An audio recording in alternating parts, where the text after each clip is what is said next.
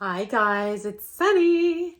So I am back, and if you are new to my channel, my name is Sunny Page, and I am a professional ballroom dancer. And so what does that mean? It is a real job. That means you probably have a history in competition. You're paid to perform, to teach, maybe to judge. This day and age, many career opportunities. Maybe you're involved in an ancillary or a direct way in the media, because ballroom dance is a pop culture phenomenon at the moment. Yeah, that's me. And I am here today to share an industry insider perspective on what we have seen this season on Bravo TV new reality series at Dancing Queens. So let's get started. So this is another follow-up video on the season finale of season 1. So this is episode 8 of season 1. And so some fun info to share with you that you might not know that goes on behind the scenes or what's really going on here. So let's get started. So in the next scene, and again, I'm following up on my first two video posts on this final episode, we get to see the warm-up at their final competition. So the NDCA, National Dance Council of America, they have rules that govern these competitions.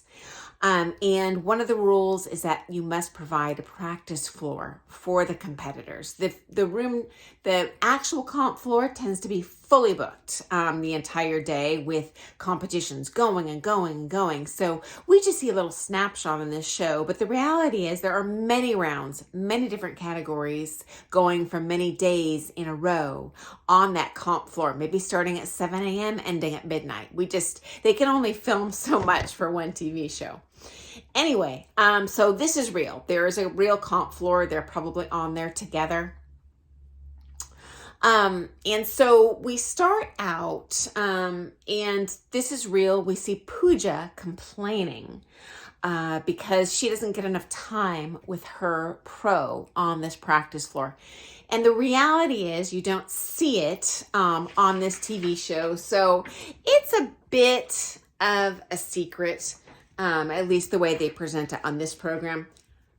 It's very rare that a pro would show up to a competition with one person. They're just doing it for this show to consolidate for filming purposes. But in this case, Pooja's pro also dances with other partners, including Pooja's sister and mom, and they are competing on this particular day in the competition, though we don't get to see their rounds. But this is normal. You would have to share your pro with the other dancers that show up with him there. A lot of pros bring many amateur dancers because they are paid per person, so they can just make exponentially more money if they come with a lot of partners. They also get kickbacks from the comp in terms of how many entries they bring to the table. So there's definitely a vested financial interest for these pros to show up with more than one partner. And the downside for the ladies is that they do have to split this time with him while he's there. He's not going to dance with you the whole time. He has other people he needs to warm up with and prepare with. The upside is there's a slight cost savings because the pros do all charge differently for doing pro-am, but most of them split his fees for his his flights, his hotel, between all of the students they bring with them. So there is a slight cost savings if you come with 20 people instead of one. I personally prefer to compete with less people. I feel my students will dance better if I dedicate more time to them at the comp. And I feel I make my money from the competitors themselves. I don't need an extra kickback from the comp to bring in a bajillion entries. I really like to focus on a few students and have them dance their best and have me dance my best as well. If I'm dancing 200 heats, I'm pooped. I'm not going to show as well, and I won't show my students as well. But everyone runs, their teaching and business a little differently, and that's up to them how they do that. So another thing related to the pros bringing a lot of partners to these shows, this is real. And more so when they aren't siblings and parent and child. There is some competition sometimes, not only between the competitors and other teachers and their students, but I've seen it between the students themselves. So a pro that brings multiple students to the comp, those multiple partners sometimes kind of subtly vie for position, for favoritism, for time with that pro. So that's kind of interesting. We don't see a peek at that on this program, but it does happen in real life. And you're here with me today to hear the dirt on what does happen in real life and not just on the show. One of my commenters, this might have been Little Black Bedroom, commented on one of the previous videos that perhaps an affair was going on between Sabrina and her pro, Stas, because of a comment she made about, well, no one knows my body like Stas. Wink, wink, nudge, nudge. And first of all, I think Sabrina is full of baloney and she acts very scandalous and mean just to get more screen time on the show. But another dirty industry secret, affairs are commonplace between pros and their students, including the married ones. I've seen many married, both pros and married students, have torrid affairs in dance studios. And unfortunately, that does happen in any industry, really. My understanding is statistically affairs most commonly originate in the workplace. And for the pro, that's their workplace. To tell you the truth, this is why I deliberately chose not to marry a dancer. I looked outside of my industry because I didn't want a husband who I had to worry about women showing up in hot pants and coming on to my partner every day with flattery because I don't want to be there babysitting him. So anyway, I don't know for a fact this is happening between them. I suspect not, only because they would not be in their right minds to do this and appear in a reality TV show, because at that point you're a bit of a mini celebrity. And what happens in the dark is more likely to show up in the light. So that's my 2 cents. But is it possible? Yes, 100%. Does it happen? Yes, all the time. I want to keep my videos to, not 10 hours long. But if you'd like to see a separate video on that and some crazy stories of things I've seen, I'm happy to share that. I won't use names because I don't want to publicly virtue shame anyone. But yeah, it does happen and crazy stuff happens.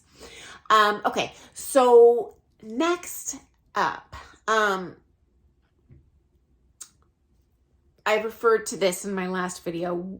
Sometimes there's a bit of competition between the ladies and they tend to see some of them.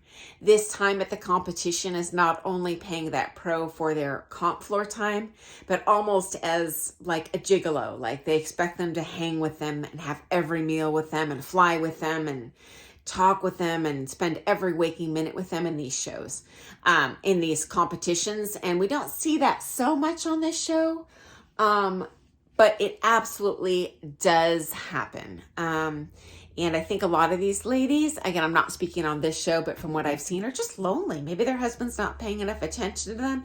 So husbands, throw your wife a bone if she does compete and just show up every once in a while to a comp and show her that you're still interested in what she does, that you want to talk to her, because if you don't do it, someone else will fill those shoes.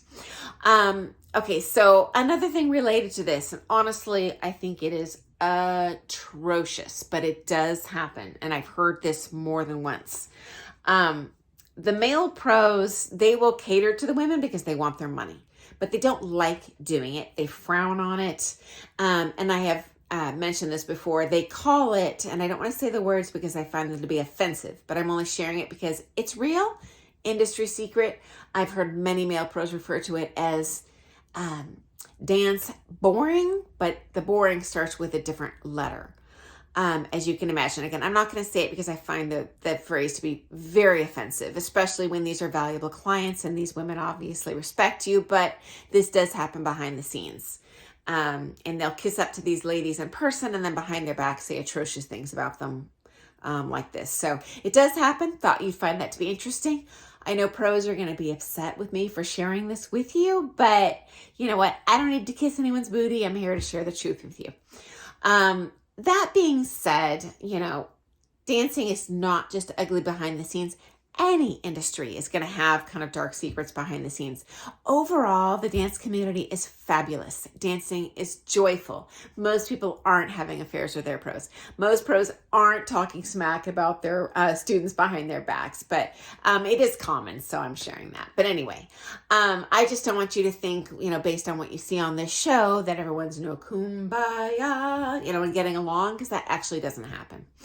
Okay. So next scene, we see that competition is about to begin. So they're all heading down to the comp floor from that warm-up floor. And oh my gosh, I loved this.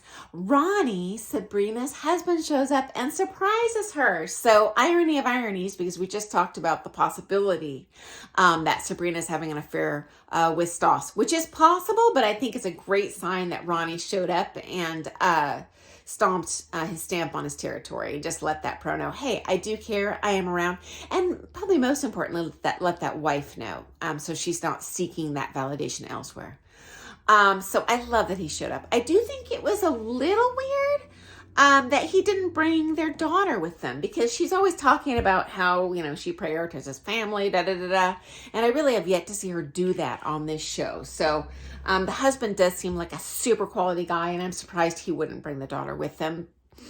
And it's not for an ethical purpose, like she doesn't want her daughter on TV, because she showed her on the program before, which I also shared. I disagree with that. I don't think children should be shown on an adult's YouTube channel or TV channel for that adult, like Jim Bob Duggar, to get paid for their appearance. That's just all sorts of shady to me, but does happen. Anyway, I do think it's really strange. It's really weird that Sabrina says she's nervous that her husband is there watching. This is very strange to me. When I'm competing, whether it's an amateur, a professional, a pro-am, because I have done pro-am as a pro, I'm not nervous at all if people that I know are there. I'm in my A game on the floor. I am totally focused on my dancing, on my partner, on my audience as a whole. I wouldn't notice if I even had someone there watching at all. It just wouldn't affect me. So I do think that's a little strange, but perhaps it is indicative that Ronnie hasn't come to a comp before, in which case maybe she's nervous. I don't know. So I thought that was strange. And I'm also curious, comment if any of you know this, because I couldn't figure it out. Who is the older lady sitting with Ronnie during the comp? They're the only two at that table, and I just thought that was strange. So who is she? Is she Sabrina's mom? I mean, she must be someone. She just must not have consented to be on the program. So I'm kind of curious who that is. No idea. Something that is real that we saw on the show is we see the wives of Gael and Pooja's pros show up to the comp. So when professional dancers are married, absolutely, they will show up to the same competitions when they can. They'll share a hotel room. Obviously, the ladies, compete with their male prom students. The leads compete at the same comp with their female pro-am students. Their students save a bit of money because they can pay for half that hotel room, because the ladies' students are paying for half of that room. His students are paying for the other half of the room. So slight cost savings. And if that happens, they'll definitely be there to support their spouses, partners, and often not only at the competition, but in the studio. You will pay your pro and another pro to teach the both of you so that you get an outside perspective. And I do find that to be helpful. You don't just want to hear from one pro. I do encourage people to get visiting coaching, or maybe a third party to look at your dancing when you can. It never hurts to get a third perspective. You might disagree or it doesn't work for you. That's fine. It doesn't hurt to try it out. If your pro insists on you never, ever, ever, ever taking with someone else, I honestly think that's kind of a bad sign that they're insecure. Maybe they don't want you to see that they're not God's gift to dancing. And I would kind of take a second look at that if your pro never permits you to take with someone else. That just is a sign to me of greed and not genuine interest in your dancing. Again, there are some pros that are going to be super angry. I'm sharing that. But again, you're here to get the honest scoop. So I'm sharing that with you. I'm way over that 10-minute mark that I like to stick to. So I'm going to post another update so I don't info load on you. I'm probably going to I'll record all of these today and then post one over the next few days so you can digest in digestible pieces. But thanks so much for joining me today. I so appreciate your likes. I love your comments. I respond to them all. I appreciate every subscription.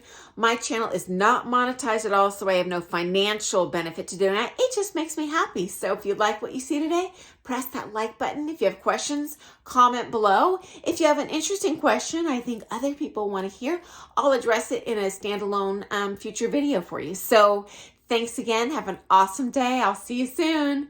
Thanks for watching. Bye, guys.